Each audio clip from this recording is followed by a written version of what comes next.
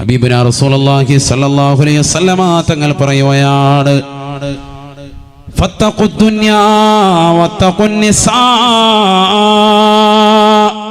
ഈ ദുനിയാവിൽ അല്ലാഹു സുബ്ഹാനഹു വ തആല നിങ്ങളെ പ്രതിനിധികളായി നിശ്ചയിച്ചിരിക്കുകയാണ്. ഇത് ഭൗതിക ലോകമാണ്, ആഡംബരത്തിന്റെ ലോകമാണ്, ആസ്വാദനങ്ങളുടെ ലോകമാണ്. അതിലേക്ക് നിങ്ങൾ മുറുകെ പോകരുതേ. ഈ ഭൗതിക ലോകത്തിന്റെ ആഡംബര ആസ്വാദനങ്ങളിൽ നിങ്ങൾ മുഴുകി പോകരുതേ. നിങ്ങൾ പരിപൂർണമായി നിലകൊള്ളണേ. നിങ്ങൾ ഭൗതിക ലോകത്തെ സൂക്ഷിക്കണേ. വത്തഖുന്നിസാ, അന്യ സ്ത്രീകളുമായിട്ടുള്ള ഇടപെടലുകൾ സൂക്ഷിക്കണേ. എത്രയോ കച്ചവടക്കാരുണ്ട്, എത്രയോ സഹോദരങ്ങളുണ്ട്.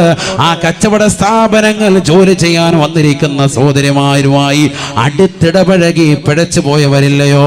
സ്വന്തം ഭാര്യയെ മറന്നുകൊണ്ട് അന്യരാകുന്ന സഹോദരിമാരുമായി ചങ്ങാത്തം മുൽകിയതാകുന്ന എത്രയോ കച്ചവടക്കാരുണ്ട്. അവസാനം അവരുടെ സമ്പത്തും അവരുടെ സൗഭാഗ്യം മുഴുവനും എഴുതി വെക്കാതെ ഞാൻ പോകൂല എന്ന് ശാഠ്യം പിടിച്ചുകൊണ്ട്, ഇല്ലെങ്കിൽ നിങ്ങളോടൊപ്പം കടന്ന് ശരീരം പങ്കിട്ടതാകുന്ന ഫോട്ടോകൾ ഞാൻ ജനങ്ങളിലേക്ക് കാണിച്ചു കൊടുക്കുമെന്ന് പറഞ്ഞ് ബ്ലാക്ക് മെയിൽ ചെയ്തുകൊണ്ട് സമ്പത്ത് തട്ടിയെടുക്കുന്നതായ ഒരു യുഗത്തിലല്ലേ ഇന്ന് സമൂഹം നാകുന്നത്? അതുകൊണ്ട് അല്ലാഹുവിന്റെ റസൂൽ പഠിപ്പിക്കുകയാണ്, ഫത്തഖുദ്ദുന്യാ വത്തഖുന്നിസാ. ഈ ഭൗതിക ലോകത്തിന്റെ ആഡംബരങ്ങളിലേക്ക്, ആസ്വാദനങ്ങളിലേക്ക് നിങ്ങൾ എടുത്തു ചാടരുതേ.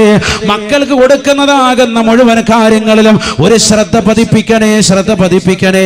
അവരുടെ കൈകളിൽ ഒരു മൊബൈൽ ഫോൺ കണ്ടു കഴിഞ്ഞാൽ എവിടുന്നാണ് നിനക്കിതിന് പൈസ കിട്ടിയത്? അവരുടെ ശരീരത്തിൽ ഒരു പുതുവസ്ത്രം കണ്ടു കഴിഞ്ഞാൽ, നിനക്കറിയാത്ത രീതിയിൽ ഒരു ചെരുപ്പ് അവർ ധരിച്ചത് കണ്ടാലും ചോദിക്കാൻ നീ മടിക്കരുതേ. എവിടുന്നാണ് കിട്ടിയത് പൊന്നുമോളെ? മാതാപിതാക്കൾ ചോദിക്കേണ്ട കാലഘട്ടമാണ്. കാരണം എത്രയോ ചെറുപ്പക്കാരുണ്ട് വല വീശി പിടിക്കാൻ, മുസ്ലിം സമുദായത്തിൽപ്പെട്ട സഹോദരിമാരുടെ ശരീരത്തെ നശിപ്പിക്കുവാൻ, അവരെ ഉന്മൂലനം ചെയ്യുവാൻ, അവരെ തേജോവധം ചെയ്യുവാൻ, അവരുടെ കുടുംബത്തിന്റെ സമ്പത്ത് കണ്ടിട്ട്, പ്രത്യേകിച്ച് കരുനാഗപ്പള്ളി ദേശത്തുള്ളതാകുന്ന ഒരുപാട് മുസ്ലിം സഹോദരങ്ങളുടെ അവരുടെ സാമ്പത്തിക സ്രോതസ് തിരിച്ചറിഞ്ഞുകൊണ്ട് വാപ്പ പ്രവാസ ലോകത്ത് കഷ്ടപ്പെടുന്ന മുഴുവൻ സമ്പാദ്യവും ഈ മകൾക്കുള്ളതാണെന്ന് തിരിച്ചറിഞ്ഞുകൊണ്ട് അവളെ പിഴപ്പിക്കാൻ വേണ്ടി ഒരുമിക്കുന്നതായ ഒരു കൂട്ടം ചെറുപ്പക്കാരുണ്ട്. അവർ ബൈക്കിന്റെ പിന്നാമ്പുറത്ത് നിന്റെ പ്രിയപ്പെട്ട പൊന്നുമോളെ കൊണ്ടുപോയാണ്. നീ അറിയാതെ എത്രയോ ഷോപ്പിംഗ് മാളിൽ കൊണ്ടുപോയി നിരങ്ങുകയാണ്. നീ അറിയാതെ എത്രയോ ബീച്ച് റോഡുകൾ കൊണ്ടുപോയി നിരങ്ങുകയാണ്. നീ അറിയാതെ എത്രയോ രാവുകളിൽ പരസ്യമായി രഹസ്യമായി ഫോൺ വിളിക്കുകയാണ്. നീ അറിയാതെ, നീ പോലും അറിയാതെ മൊബൈൽ ഫോൺ അവൾക്ക് ഇവൻ വാങ്ങിക്കൊടുത്തിട്ടുണ്ട്. നീ അറിയാതെ രാത്രിയുടെ യാമങ്ങൾ റൂമിനകത്തിരുന്നു കൊണ്ട് അവൾ കാമുകനുമായി ഫേസ്ബുക്കിലൂടെ വാട്സാപ്പിലൂടെ ചാറ്റിംഗ് നടത്തുന്നുണ്ട്. നീ അറിയാതെ IMIയിലൂടെ കണ്ടുവിളിക്കുന്നുണ്ട്. നീ അറിയാതെ അവളുമായി ചാറ്റിംഗ് നടത്തുന്നുണ്ട്. നീ അറിയാതെ രഹസ്യമായി വീഴ്ച നടത്തുന്നുണ്ട്. നീ വാതിന് വേണ്ടി പോകുന്ന സമയത്ത് നിന്റെ വീടിന്റെ അകത്തളങ്ങളിൽ മോശമായ രീതിയിലുള്ളതായ സംഭവവികാസങ്ങൾ അരങ്ങേറുന്നുണ്ട്.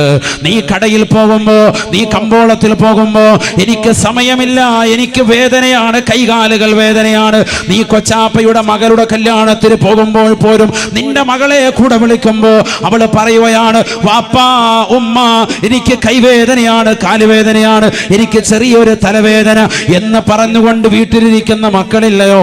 വാതിന്റെ സദസ്സിലേക്ക് മാതാപിതാക്കൾ ക്ഷണിക്കുമ്പോ എനിക്ക് സുഖമില്ല എന്ന് പറഞ്ഞുകൊണ്ട് പനി അഭിനയിച്ചുകൊണ്ട് വീട്ടിൽ കിടക്കുന്നതായ സഹോദരിമാര് തന്റെ പ്രിയപ്പെട്ട കാമുകനുമായി രഹസ്യമായി ഭാഷണം നടത്തി മാതാപിതാക്കളെ ചതിക്കുന്നതായ മുസ്ലിം സഹോദരിമാര്, സ്വന്തം സഹോദരങ്ങളെ ചതിക്കുന്നവർ, ചങ്ക് പറിച്ചു കൊടുക്കാൻ തയ്യാറായി നിലകൊള്ളുന്നതായ സഹോദരങ്ങളുണ്ട് അവൾക്ക്. അവരെ പോലും ചതിച്ചുകൊണ്ട് കാമുകന്മാരുമായി രഹസ്യമായി വേഴ്ച നടത്താൻ മടിയില്ലാത്ത, ഉളുപ്പില്ലാത്ത, നാണമില്ലാത്ത സഹോദരിമാരുണ്ടായി പോയില്ലയോ? പഠിച്ചു വെക്കേണ്ട പാഠമാണ്. അവൻ കൊടുത്താകുന്ന വസ്ത്രമാണ്. അവനാണ് നെറ്റ് റീചാർജ് ചെയ്യുന്നത്. നീ ഓർക്കും ഈ മൊബൈൽ ഫോണില് എന്റെ മകൾ നെറ്റ് റീചാർജ് ചെയ്യുന്നില്ലല്ലോ, മൊബൈൽ ഫോണുണ്ട്, പക്ഷെ അത് അവൾക്കൂടെ കൂട്ടുകാരികളെ വിളിക്കാനാണെന്ന് പറഞ്ഞ് മക്കൾക്ക് അനുവദിച്ചു കൊടുക്കുന്നവരെ പൊട്ടത്തരമാണ് നിങ്ങൾ ചെയ്യുന്നത്. അബദ്ധജടിലമാകുന്ന വാദങ്ങളാണ് മക്കൾ നിങ്ങളോട് ഉന്നയിക്കുന്നത്. പാതിരാത്രി സമയത്ത് ആരും അറിയാതെ രഹസ്യമായ കാമുകന്മാരുമായി ഫോൺ വിളിയിലാണ്. എന്തിനാണ് 8ലും 10ലും +1 ഒക്കെ പഠിക്കുന്ന പെൺകുട്ടികൾക്ക് സ്മാർട്ട് ഫോൺ എന്തിനാണ്? ഫേസ്ബുക്ക് എന്തിനാണ്? വാട്സാപ്പിലൂടെയുള്ള ചാറ്റിംഗ് എന്തിനാണ്? ആരോടാണിത് പറയുന്നത് 40 കഴിഞ്ഞ ഉമ്മമാരാണ് ഇന്ന് ടിക്ടോക്കിന്റെ ലോകത്ത് വിഹരിക്കുന്നത്. മക്കളെ മുൻനിർത്തിയിട്ട് ടിക്ടോക്ക് കളിക്കാൻ വേണ്ടി മൊബൈൽ ഫോണ് പിടിച്ചു കൊടുക്കുന്നത് 50-60 വയസ്സുള്ളതായ ഉമ്മമാരാണ്. എനിക്ക് കൂടി കളിക്കണേ എന്ന് പറഞ്ഞുകൊണ്ട് അതിന് സ്റ്റാൻഡ് ഫിറ്റ് ചെയ്തിട്ട് മകളോടൊപ്പം ഒരുമിച്ചിരുന്നുകൊണ്ട് ഡിസ്കോ ബ്രേക്കുകൾ ഇടുന്നത് 60-ന്റെയും 40-ന്റെയും ഇടയിലുള്ള സഹോദരിമാരാണ്. നാണമില്ലേ മുസ്ലിം സഹോദരിമാരെ? തലമറച്ചതാകുന്ന പറുധരിച്ചതാകുന്ന മുസ്ലിം നാമധാരികളാകുന്ന സഹോദരിമാര് ഒരു കാലഘട്ടത്തിൽ നിങ്ങളുടെ പിതാക്കന്മാരുടെ പേര് കേൾക്കുമ്പോ ഈ നാട്ടിൽ വലിയ വിലയായിരുന്നു. നിങ്ങളുടെ വാപ്പ ഇന്ന ഹാജി ആരാണ്? നിങ്ങളുടെ ഉമ്മ ഹജ്ജ് ഉമ്മ ചെയ്തതാണ്. 10 ഹജ്ജ് ചെയ്തതായ ഉമ്മയുടെ മകളാണ്. 10 ഉംറ ചെയ്തതാകുന്ന സഹോദരിയുടെ മകളാണ്. പക്ഷേ മക്കളുടെ പോക്കേത് നിലക്കാണ്? ഹറാമായ ശൈലിയാണ്, ഹറാമായ പ്രവർത്തനമാണ്. തന്റെ പ്രിയപ്പെട്ട ഭർത്താവിനെ വഞ്ചിച്ചുകൊണ്ട് കാമുകന്മാരുമായി രഹസ്യമായി വേഴ്ച നടത്താൻ വാളിന്റെ രാവുകളെ ഉപയോഗിക്കുന്നതാകുന്ന 40-ന്റെയും 50-ന്റെയും ഇടയിലുള്ളതാകുന്ന എത്രയോ മുസ്ലിം സഹോദരിമാരുണ്ട്.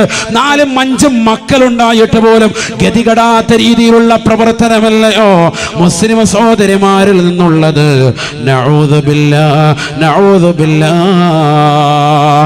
ഹബീബായ നബി തങ്ങൾ പറയുകയാണ്, ഇന്നി ലഉബ്ഗിദുൽ മർആ തഖ്റുജു മിൻ ബൈതിഹാ തജുറു ദൈലഹാ വതസ്തകി അൻ സൗജിഹാ. ഒരു പെണ്ണിനോട് എനിക്ക് വല്ലാത്ത ദേഷ്യമാണ്, വല്ലാത്ത ക്രോധമാണ്. ഏത് പെണ്ണെന്നറിയുമോ? അവള് പാതിരാത്രി സമയമെന്നില്ല, പകൽ സമയമായിരുന്നാലും ഭർത്താവ് വീട്ടിൽ നിന്ന് പുറത്തിറങ്ങിയാൽ മതി, തൊട്ട് പിറകെ സാരി ചുറ്റിയിട്ട് അവളും ഇറങ്ങുകയാണ്. ഭർത്താവ് വീട്ടിൽ നിന്ന് കച്ചവടത്തിന് പോയാൽ മതി, തൊട്ട് പിറകെ പർദ്ദ ധരിച്ചുകൊണ്ട് ഒരു കൊട പിടിച്ചുകൊണ്ട് ഇറങ്ങുകയാണ്. എന്തിനാണ്? കമ്പോളങ്ങളിൽ നിറങ്ങുകയാണ്. തന്റെ പ്രിയപ്പെട്ട കാമുകന്മാരുമായി, അന്യരാകുന്ന ചെറുപ്പക്കാരുമായി, അന്യരാകുന്ന സഹോദരങ്ങളുമായി സ്വറ പറയാനാണ് അവൾ ഇറങ്ങുന്നത്. അത്തരത്തിൽ കറങ്ങി നടക്കുന്ന പെണ്ണിനെ എനിക്ക് കാണേണ്ടതില്ല. ഇന്നീ ലൗ ബഗളഹാ, എനിക്ക് അവളോട് വല്ലാത്ത ദേഷ്യമാണ്. 1400 വർഷം മുമ്പ് മുത്തുനബി പറയുമ്പോ അത്തരത്തിലുള്ള സ്ത്രീകളില്ലായിരുന്നു. റസൂലുള്ള പറയുകയാണ്, ഇനി ഒരു കാലഘട്ടം വരാനുണ്ട്.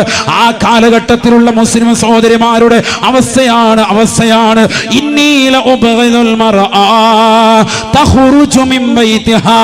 സ്വന്തം ഭർത്താവിന്റെ വീട്ടിൽ നിന്ന് ഉടയാടകൾ ധരിച്ചുകൊണ്ട് പുറത്തിറങ്ങുകയാണ്. അർദ്ധനഗ്നിയായി പൊക്കുളിച്ചുഴി കാണിച്ചുകൊണ്ട്, മാരടത്തിന്റെ പകുതി കാണിച്ചുകൊണ്ട്, പുറം ഭാഗം കാണിച്ചുകൊണ്ട്, ശരീരത്തിന്റെ മാർദ്ദവമുള്ള സ്ഥലങ്ങളിൽ മോശമായ വസ്ത്രവിധാനം ധരിച്ചുകൊണ്ട്, ഉള്ളിൽ കിടക്കുന്ന അവയവങ്ങളെ പുറത്ത് കാണത്തക്ക രീതിയിലുള്ള വസ്ത്രവിധാനം നടത്തിക്കൊണ്ട് നടക്കുന്നതായ ഭാര്യ, സ്വന്തം ഭർത്താവിനെ വഞ്ചിക്കാൻ മടിയില്ലാത്തതായ ഭാര്യ, പ്രവാസ ലോകത്ത് അറബിയുടെ ചാട്ടമാറടി കൊണ്ട് മരുഭൂമിയിൽ പൊരുവയലെ തവൾക്ക് വേണ്ടി, കുടുംബത്തിന് വേണ്ടി അന്നം തേടുന്ന പാവപ്പെട്ട ഭർത്താവ്, സൗദിയിലെ സ്വദേശിവൽക്കരണം വന്നിട്ട് പോലും എങ്ങനെയെങ്കിലും എന്നെ ഒന്ന് നിർത്തണേ എന്ന് പറഞ്ഞുകൊണ്ട് അറബിയുടെ കാല് പിടിച്ച്, അറബിയുടെ കാറ് കഴുകിക്കൊടുത്ത്, അറബിയെ വല്ലാതെ നിർബന്ധിച്ച് എനിക്ക് എങ്ങനെയെങ്കിലും എന്ത് ജോലി വേണമെങ്കിലും ഞാൻ ചെയ്യാ, കാരണം എനിക്ക് 4 പെൺമക്കളാണ്, എന്റെ പാവപ്പെട്ട ഭാര്യ, എന്റെ കുടുംബം അനാഥമാകുമെന്ന് പറഞ്ഞുകൊണ്ട് ഗൾഫിൽ കടന്നുകൊണ്ട് പ്രയാസപ്പെടുന്ന പാവപ്പെട്ടവൻ അറിയുന്നുണ്ടോ? നിന്റെ ഭാര്യ അടിച്ചു പൊളിക്കുകയാണ്, നീ കൊടുക്കുന്ന പൈസയ്ക്ക് വിലയില്ല. ഹബീബായ നബി തങ്ങൾ പറയുകയാണ്, സ്ത്രീകൾ നരകത്തിലാണ്. ഒരു കൂട്ടം സ്ത്രീകളെ ഞാൻ നരകത്തിൽ കാണുകയാണ്. അല്ലാഹുവിന്റെ റസൂൽ പഠിപ്പിക്കുകയാണ്, റഅയ്തുൻ നാർ വറഅയ്തു അക്സറ അഹ്ലിഹാ അന്നിസാ. കത്തിച്ചൊലിക്കുന്നതായ നരകം ഞാൻ എന്റെ കണ്ണുകൊണ്ട് കണ്ടുപോയി സാബ. അല്ലാഹുവിന്റെ റസൂൽ പറയുകയാണ്, ഭീകരമല്ലയോ നരകം? മുകളിൽ വല്ലാത്ത ചൂടാണ്, താഴെ വല്ലാത്ത ചൂടാണ്. താഴെ ഇതാ ചെമ്പ് നൽകിയിരിക്കുകയാണ്, മുകളിതാ ഈയത്തിനാൽ നൽകിയിരിക്കുകയാണ്. ചുറ്റും മുഴുവനും ഗന്ധകമാണ്, കറുത്ത പുകപടലമാണ്, ആരും പരസ്പരം കാണുകയില്ല. വല്ലാത്ത ചൂടാണ്. എന്തുകൊണ്ടാണ്? വഖൂദുഹാ അന്നാസ് വൽ ഹിജാറ. ഭീമാകാരമാകുന്ന പാറക്കല്ലുകൾ ഇട്ടുകൊണ്ടാണ് നരകത്തെ അല്ലാഹു സജ്ജീകരിച്ചിരിക്കുന്നത്. ദുഷിച്ചതാകുന്ന ജനങ്ങളെ വെച്ചുകൊണ്ടാണ്. നരകത്തെ അല്ലാഹു സജ്ജീകരിച്ചിരിക്കുന്നത്. ആ നരകത്തിലേക്ക് അല്ലാഹു സുബ്ഹാനഹു വ തആല നമ്മളെ ഇടുമോ?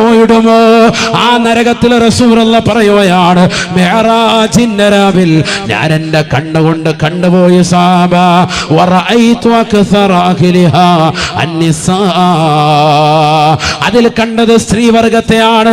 ഏറ്റവും കൂടുതൽ നരകത്തിൽ ഞാൻ കണ്ടത് സ്ത്രീകളെയാണ്. എൻ്റെ പ്രിയപ്പെട്ട കരുനാഗപ്പള്ളി ദേശത്തുള്ള സഹോദരിമാരെ, കുമ്മനം ഉസ്താദിനോട് നിങ്ങൾ ദേഷ്യം പിടിക്കരുത്. എന്തേ ഞങ്ങളെ ക്രൂശിക്കുകയാണോ? അല്ല, ഞാൻ അടച്ചു പറയുകയാണ്. മുസ്ലിം സഹോദരങ്ങളോടൊപ്പം മുസ്ലിം സഹോദരിമാരോട്, എന്നോടും എൻ്റെ കുടുംബത്തോടും ലോകത്തുള്ള മുഴുവൻ വിശ്വാസി സമൂഹത്തോടും ഓർമ്മപ്പെടുത്തുകയാണ്, പഠിപ്പിക്കുകയാണ്. റസൂലുള്ളാഹി പറഞ്ഞ വാക്ക് മാത്രമാണ് പറയുന്നത്. ആ നരകത്തിൽ ഞാൻ ഏറ്റവും കൂടുതൽ കണ്ടത് സ്ത്രീകളെയാണ് എന്ന് ഹബീബുനാ ശഫീഉനാ റസൂലുള്ളാഹി അല്ലാഹുവിന്റെ റസൂലിനോട് ചോദിക്കുകയാണ്, എന്ത് കാരണം കൊണ്ടാണ് സ്ത്രീകളെ നരകത്തിൽ കൂടുതലായി കണ്ടത്? അല്ലാഹുവിന്റെ റസൂൽ പറയുകയാണ്, സ്വഹാബാ ബൽ യുക്ഫിർനൽ അശീർ, അല്ലാഹുവിനെ എതിർത്തുവെന്ന് മാത്രമല്ല, നമസ്കാരങ്ങൾ ചിട്ടവെക്കാതിരുന്നു എന്ന് മാത്രമല്ല, നോമ്പുകൾ പിടിക്കാതിരുന്നു എന്ന് മാത്രമല്ല, പാപങ്ങളുടെ കണ്ണീരൊപ്പാതിരുന്നു എന്ന് മാത്രമല്ല, സ്വന്തം ശരീരത്തിന്റെ കാമം തീർക്കാൻ വേണ്ടി കാമുകന്മാരുമായി രഹസ്യമായി വേഴ്ച നടത്തിയവരാണ്. ആർക്കാണ് പറയാൻ സാധിക്കുക? ഞാൻ എൻ്റെ ഭർത്താവിനെ വഞ്ചിച്ചിട്ടില്ല എന്ന് പറയാൻ സാധിക്കുന്ന സഹോദരിമാരുണ്ടോ? അൽഹംദുലില്ലാഹ്, നിങ്ങൾക്ക് അല്ലാഹു സ്വർഗം അനിവാര്യമാക്കിയിരിക്കുകയാണ്. എത്രയോ മുസ്ലിം സഹോദരിമാരുണ്ട് സിനിമാ നടന്മാരെ കാണാൻ രാപകലില്ലാതെ കഷ്ടപ്പെടുകയാണ്. അവൻ ഏതെങ്കിലും കടയിൽ കാണിക്കാൻ ദുൽഖർ സൽമാൻ വരുന്നുണ്ടോ, മോഹൻലാൽ വരുന്നുണ്ടോ, അതിനുവേണ്ടി ഒരുങ്ങിയിരിക്കുകയാണ്. കരുനാഗപ്പള്ളി ദേശത്ത് മാസങ്ങളായി ഫ്ലക്സ് ബോർഡുകൾ വരുന്നു. അവരെ ഒരു നോക്ക് കാണാൻ വേണ്ടി, ചെറുപ്പക്കാരാ നീ എന്തിനാണടാ ഉറക്കമഴിക്കുന്നത്? നിനക്ക് റസൂലുള്ളാഹിയുടെ തിരുസുന്നത്ത് വേണ്ടേ? ആരാണ് റസൂൽ? ഈ ദുൽഖർ സൽമാനിനേക്കാൾ, മോഹൻലാലിനേക്കാൾ, സിനിമാ നടന്മാരെക്കാൾ, സിനിമാ നടിമാരെക്കാൾ ഇവരൊക്കെ മാസങ്ങളോളം മണിക്കൂറുകളോളം ബ്യൂട്ടീഷ്യന്റെ മുന്നിൽ ഇരുന്നിട്ടല്ലേ അവർക്ക് ആ സൗന്ദര്യം കിട്ടിയത്. എന്നാൽ ലോകത്തിന്റെ നായകൻ അഷ്റഫുൽ ഖൽഖ് മുഹമ്മദ് മുസ്തഫ എത്ര വലിയ സൗന്ദര്യത്തിന്റെ സ്വരൂപനാണ്. ആയിഷ ബീവി പറയുകയാണ്, എൻ്റെ വീട്ടിൽ ഞാൻ തുന്നിക്കൊണ്ടിരിക്കുന്ന സമയത്ത് എൻ്റെ കയ്യിൽ നിന്ന് സൂചി നിലത്ത് വീഴുകയാണ്. ഇരുട്ടിൽ ഞാൻ തപ്പോയാണ്. ഇരുട്ടാണ് എൻ്റെ വീട്, ചെറിയ വീടാണ്. 8 മുഴം നീളം 10 മുഴം വീതിയുള്ളതാകുന്ന ആ ചെറിയ വീടിനകത്തിരുന്നുകൊണ്ട് ഞാൻ എൻ്റെ തുണി തയ്ച്ചു കൊണ്ടിരിക്കുമ്പോ എൻ്റെ സൂചി നിലത്ത് വീണുപോയി. ആ സൂചിയൊന്ന് എടുക്കാൻ വേണ്ടി ഞാൻ പരതുമ്പോ അല്ലാഹുവിന്റെ റസൂൽ വാതിക്കലേക്ക് വന്ന് നിൽക്കുകയാണ്. സുബ്ഹാനല്ലാഹ്, പ്രവാചകന്റെ ശരീരത്തിൽ നടിച്ചു വീശിയ പ്രഭയുടെ കാരണമായിട്ട്, വെളിച്ചം കാരണമായിട്ട് ചെറിയ സൂചി പോലും എനിക്കെന്റെ ഇരുട്ടിന്റെ മുറിയിൽ നിന്നെടുക്കാൻ സാധിച്ചുവെന്ന് ആയിഷ ബീവി വിവേചനം ചെയ്യുമ്പോ എത്ര വലിയ സൗന്ദര്യത്തിന്റെ സ്വരൂപനാണ് മുത്തുനബി.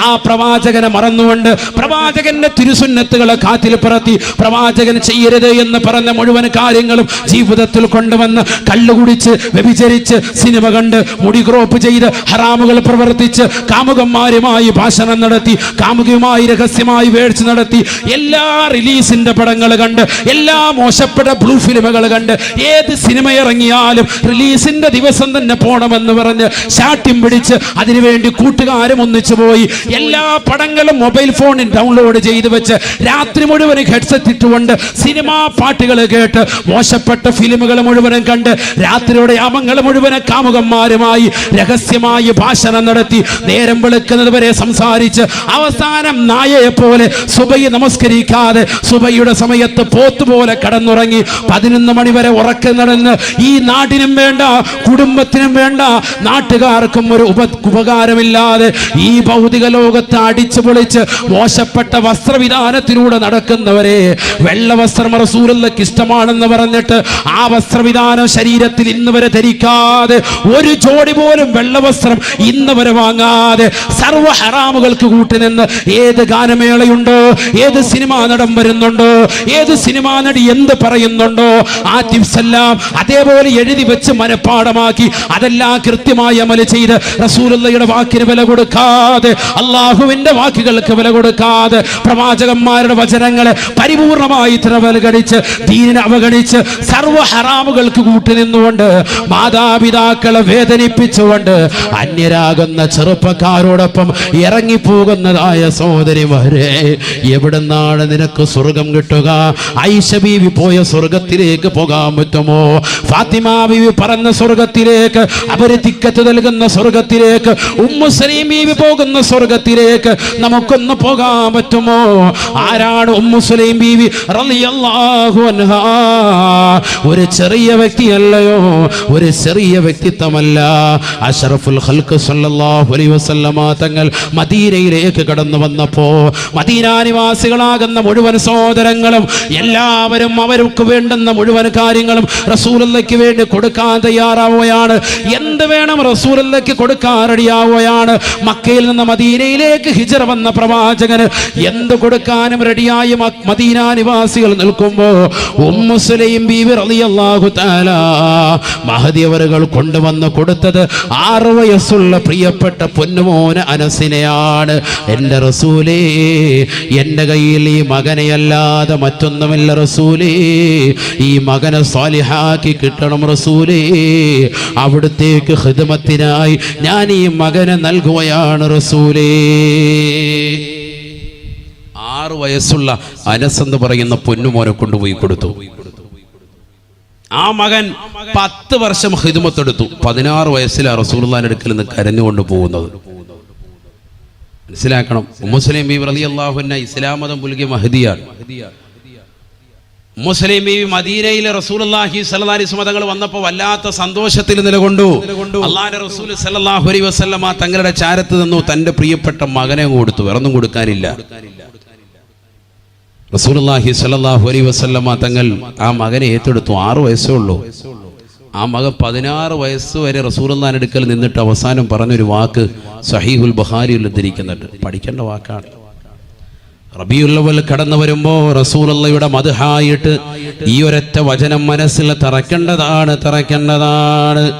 അനസ് റളിയല്ലാഹു തആല പറയുകയാണ്, ഖദംതു റസൂലില്ലാഹി സ്വല്ലല്ലാഹു അലൈഹി വസല്ലം 10 സനവാത്, 10 കൊല്ലം ഞാൻ റസൂലുള്ളാഹിക്ക് ഖിദ്മത്തെടുത്തു, സേവനം ചെയ്തു.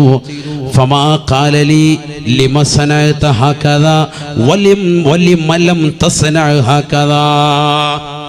എന്നോട് റസൂലുള്ളാഹി ചോദിച്ചിട്ടില്ല, നീ എന്താടാ അങ്ങനെ ചെയ്യാതിരുന്നത്, നീ എന്താ അത് ചെയ്യാതിരുന്നത്, അല്ല എന്താ ഇങ്ങനെ പ്രവർത്തിച്ചത് എന്ന് നബി എന്നോട് ചോദിച്ചിട്ടില്ല.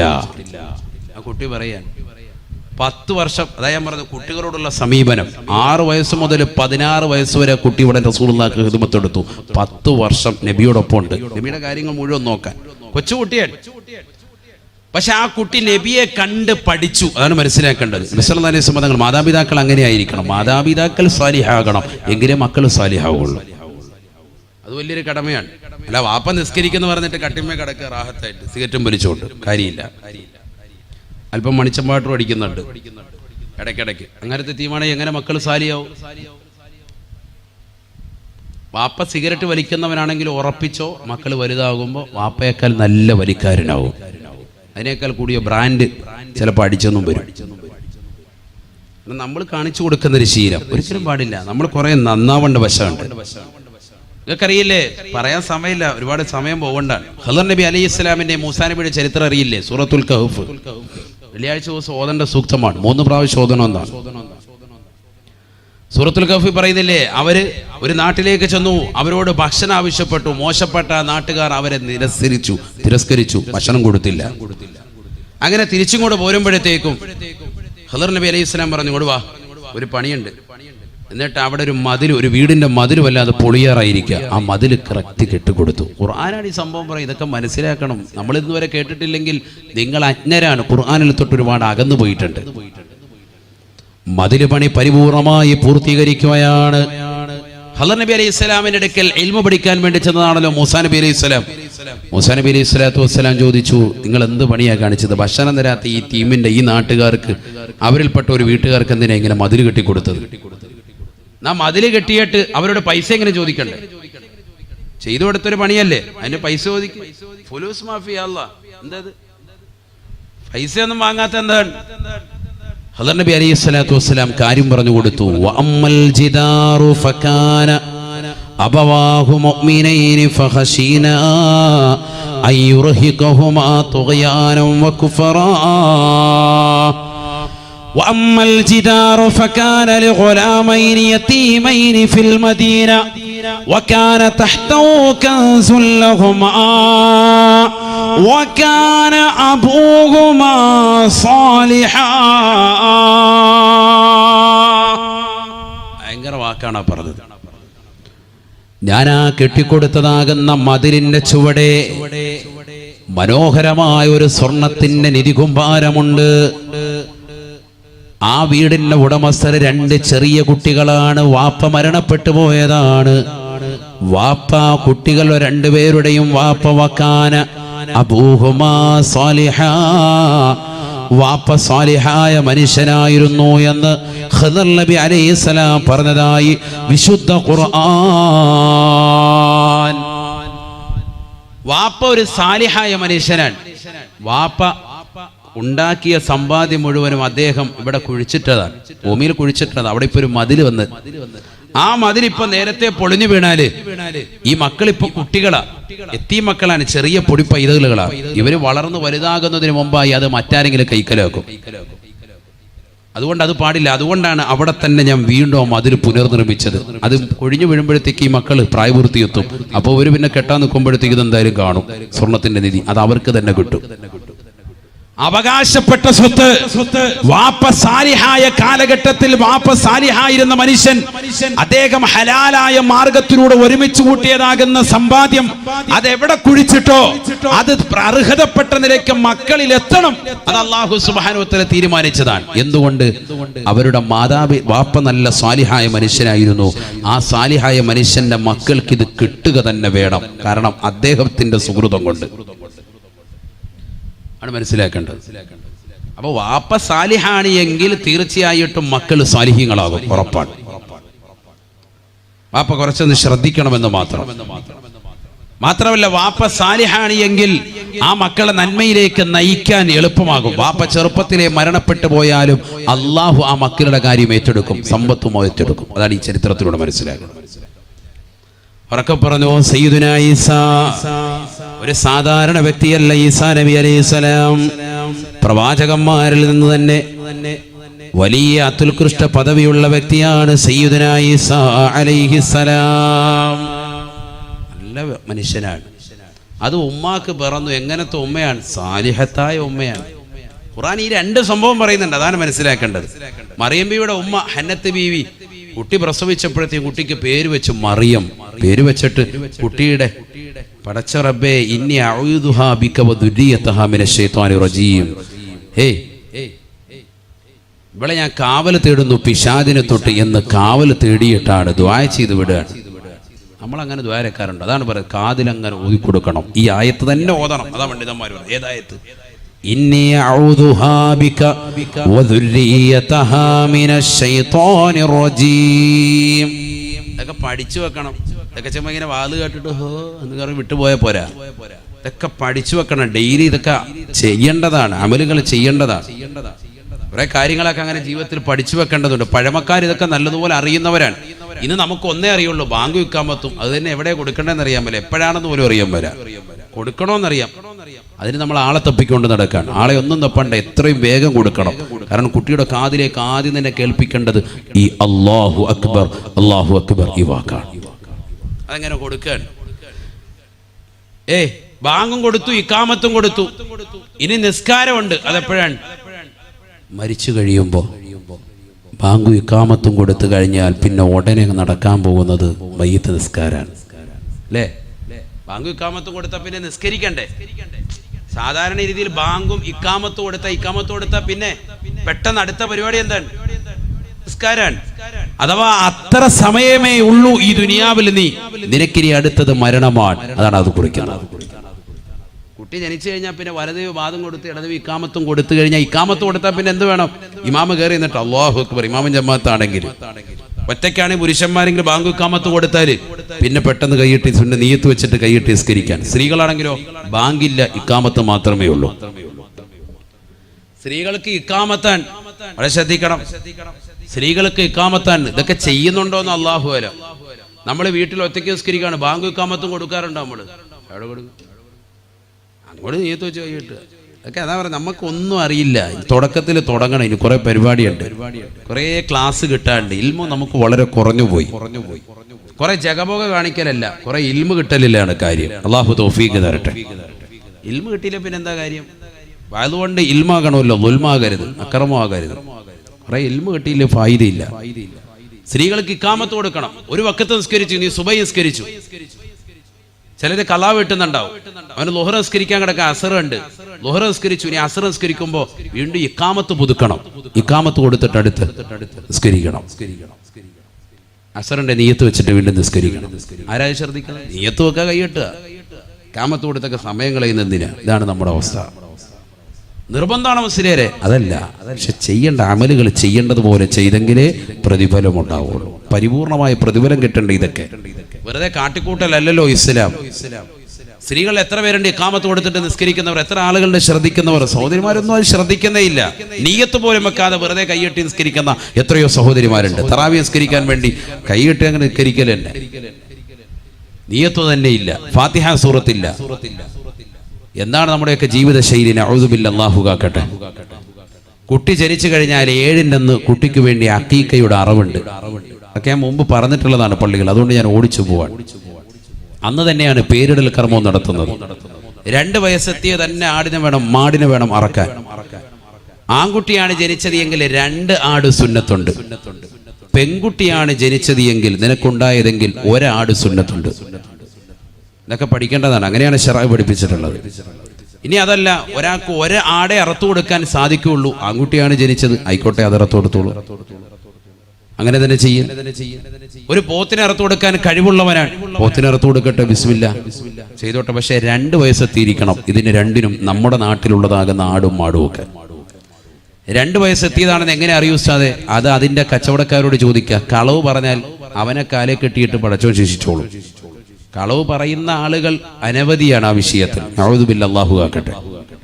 ഉളുഹിയ്യത്തിന്റെയും മറ്റും ആടുമൊക്കെ പോത്തിനെയൊക്കെ വാങ്ങാൻ പോകുമ്പോൾ ചോദിക്കാണ്ട് ഇതെങ്ങനെയാണെന്ന് ചോദിച്ചു കഴിഞ്ഞാൽ വയസ്സെത്തിയതോ ഡയറി ആയിട്ട് എടുത്തോ. കാരണം കച്ചവടം നടക്കാൻ വേണ്ടി കളവ് പറയുന്നവർ ധാരാളം ആളുകളുണ്ട്. അവർ അശ്രദ്ധ പതിപ്പിച്ചുകൊണ്ടാണ് ആ പറയുന്നത്. വളരെ ഗൗരവമുള്ള വിഷയമാണ്. അറിവില്ല എങ്കിൽ അറിവില്ല എന്ന് പറയണം. അറിവുണ്ട് എങ്കിൽ അതനുസരിച്ചിട്ടേ കച്ചവടം ചെയ്യാവുള്ളൂ. കച്ചവടത്തിന് കൃത്രിമത്വം കാണിച്ചാൽ അദാബാണ്. അല്ലാഹു ആക്കട്ടെ. അഖീഖ, എൻ്റെ മകൻ മുഹമ്മദിന്റെ പേരാണോ അവരുടെ പേര്, ആ പേരിട്ടിട്ട് എൻ്റെ മകൻ ഇന്ന ആളുടെ സുന്നത്തായ അഖീഖയാണിത് എന്ന് കരുതി നിയ്യത്ത് ചെയ്തിട്ട് വേണം അറവ് നടത്താൻ. ബിസ്മില്ലി, മുസ്ലിമായ വ്യക്തി അറവ് നടത്തുന്നു. വാപ്പ തന്നെ കഴിയുമെങ്കിൽ അറവ് നടത്തി, ഇല്ലെങ്കിൽ ഒരാളെ ഏൽപ്പിക്കൻ. ചെയ്യുന്നവൻ ആരായിരുന്നാലും മുസ്ലിം ആയിരിക്കണം. വളരെ ശ്രദ്ധിക്കേണ്ടതാണ്. അറവ് വെട്ടുന്നവനൊക്കെ മിക്ക ആളുകളും, അറവ് അഥവാ അറക്കുന്ന മിക്ക ആളുകളും ചിലപ്പോൾ അമുസ്ലിമുകളുണ്ടാകും. അവരെ കൊണ്ട് അറപ്പിക്കാൻ പാടില്ല. അറവ് ശ്രദ്ധിക്കണം, അറവ് മുസ്ലിം ആയിരിക്കണം. വളരെ ശ്രദ്ധിക്കേണ്ടതാണ്. ബഹുമാനപ്പെട്ട ഇമാം ഗസാലി റഹ്മത്തുള്ളാഹി അലൈഹി പറയുന്നു, കുട്ടിക്കോടുള്ള കടമയിൽ 2ാമത്തത് കുട്ടി ജനിച്ചു എന്നറിഞ്ഞാൽ മധുരം നൽകലാണ്. അത് അദ്ദേഹം പറഞ്ഞൊരു കാര്യമാണ്. മധുരം നൽകുക. അന്നത്തെ ദിവസം തന്നെ നമ്മളെല്ലാവർക്കും അത് സാധാരണ കൊടുക്കാറുണ്ട്. മിഠായി, ലഡു എന്തെങ്കിലും നമ്മൾ നൽകും സന്തോഷത്തിൽ.